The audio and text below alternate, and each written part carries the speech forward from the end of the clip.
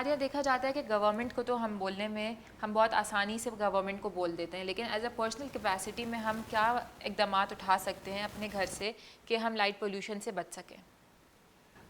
जी देखें, जैसे कि मैंने वो पहले ही बताया कि हम कोई भी चीज़ शुरू होती है तो वो घर से शुरू होती है, ठीक है। कोई भी हम ऐसा अच्छा काम कर रहे होते हैं तो इसी तरीके से हम लोग ये कोशिश करें कि भाई लाइट्स जो हैं, बल्ब्स जो हैं, वो इस किस्म के बल्ब्स यूज़ करें जो कि सिर्फ उस सब्जेक्ट को, जो आपका पर्पज़ है, सिर्फ उसको लिट करे, ठीक है, सिर्फ उसको रोशनी पहुंचाए।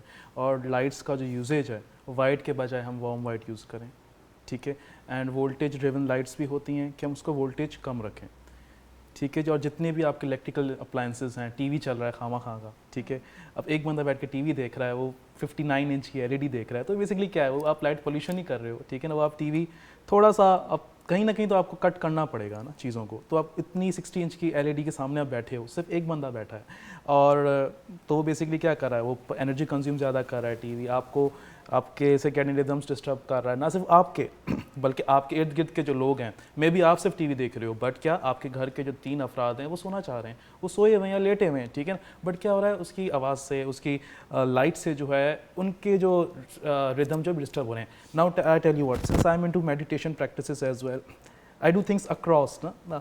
तो हमारा जो, हम जब सोते हैं, ठीक है ना, वी एज बिंग ह्यूमंस जब सोते हैं तो बेसिकली हमारा सबकॉन्शियस माइंड जो है ना वो काम कर रहा होता है। एंड हमारी ज़िंदगी के जो 70% डिसीजंस जो है ना, वो बेसिकली कॉन्शियस माइंड नहीं ले रहा होता, इट सबकॉन्शियस माइंड है जो हमारे ज़िंदगी के 70% डिसीजंस ले रहा होता है। तो अगर तो आप सो रहे हैं या कोई आपके घर का अफराद सो रहा है, वो ऐसे माहौल में सो रहा है जहाँ पे पीछे इतनी तेज़ रोशनी चल रही है या पीछे साउंड चल रहा हो, और बेसिकली वो में क्या है, अब सबकॉन्शियस माइंड कब काम करता है, when we sleep. When we sleep तो सबकॉन्शियस माइंड काम करता है, resulting to what 70% decisions of your life.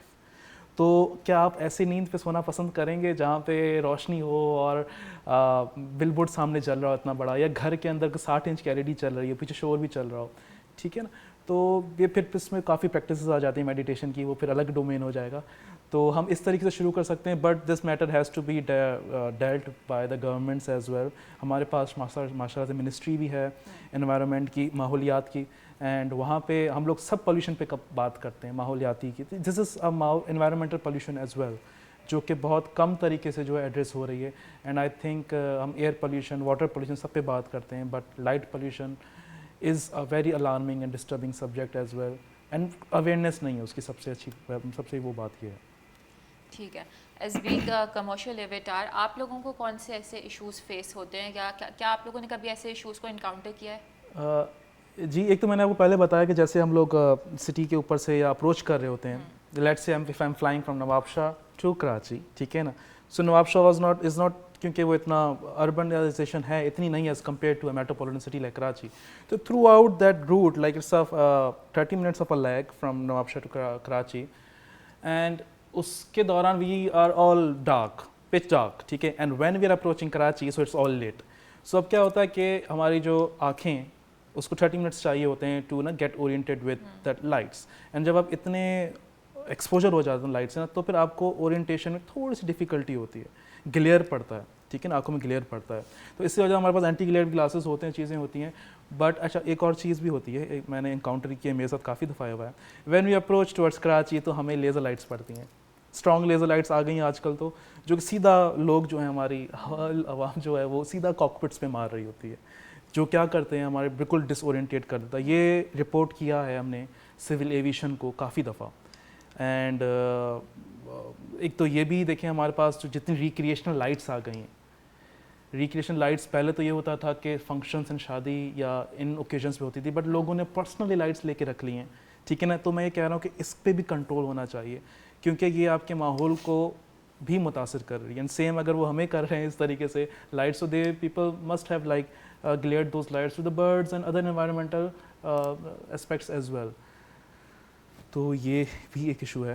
And ठीक है। एज अ यूथ हम यहाँ पे बात कर रहे हैं, तो एज बीइंग अ स्टूडेंट के हमारे पास कैसे हो सकता है कि हम यूनिवर्सिटीज़ में या हमारे पास ऐसे फोरम्स होने चाहिए कि हम इस चीज़ को एड्रेस कर सकें? जी बिल्कुल, ये बहुत अच्छा एक क्वेश्चन है।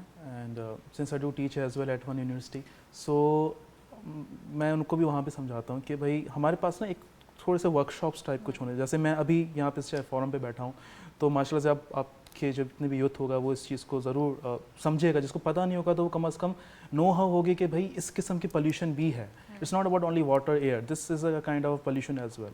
सो हम क्या कर सकते हैं, हम छोटे छोटे वर्कशॉप्स या सेमिनार्स या ग्रुप ट्रिप्स भी हम लोग रख सकते हैं। मतलब बीइंग स्टूडेंट्स कि हम लोग क्या करें, हम लोग शहर में तो रह रहे हैं बट आप स्काइज़ को, स्टार्स को, डार्क स्काइज़ को देखने के लिए आप जो रूरल एरियाज़ हैं आप वहाँ पे जाएं, ठीक है ना। ग्रुप ट्रिप्स रख सकते हैं, वहाँ पे आप कैंप्स लगा सकते हैं ताकि आप उस डार्क स्काइज़ को विदाउट लाइट्स को भी आप अप्रिशिएट करें। क्योंकि कहते हैं ना डार्कनेस को भी जो है अप्रिशिएट करना चाहिए, ठीक है ना। फिर आप वर्थ करते हो लाइट की और राइट लाइट की जो एक की ज़रूरी, तो हम ग्रुप्स बना सकते हैं। We can go like to outdoors, hiking हो गई, कैंपिंग, क्योंकि यूनिवर्सिटीज़ का तो वैसे भी होता है ना, rather than going to some water park or doing like things like इस तरीके से आपको एक इन्वायरमेंटल कंसर्न को अगर आप एड्रेस कर रहे हैं एंड अवेयरनेस हो रही है उससे, तो वो ज़्यादा बेहतर है आई थिंक। एंड सेमिनार्स हो गए, वर्कशॉप्स हो गए, all kind of these things. Thank you so much captain Shahroz कि आप हमारे प्रोग्राम में आए और हमें आपने इतनी useful information the. I would say thank you to you guys and the admin as well, Farhan भाई हो गए कि जिन्होंने मतलब इस तरीके से आप लोगों ने इस सब्जेक्ट को रखा, because it is and being you be guys being students as well कि आप लोग घर जाएंगे और अपने वालदेन को, पेरेंट्स को भी जब आप प्रैक्टिस करेंगे इस चीज़ को ना घर में थोड़ा थोड़ा, तो घर वाले भी कहेंगे ये क्या कर रहा है तो इस तरीके से मैसेज वाइडली अक्रॉस चैनल जाएगा। And thank you. जी नाज़रीन, आप देख रहे थे प्रोग्राम वॉइस ऑफ SMIU। उम्मीद करती हूँ कि आज के प्रोग्राम से आपको मुफीद मालूमात हासिल हुई होगी। अपनी होस्ट वरा खान को इजाज़त दीजिए, देखते रहिए SMIU TV।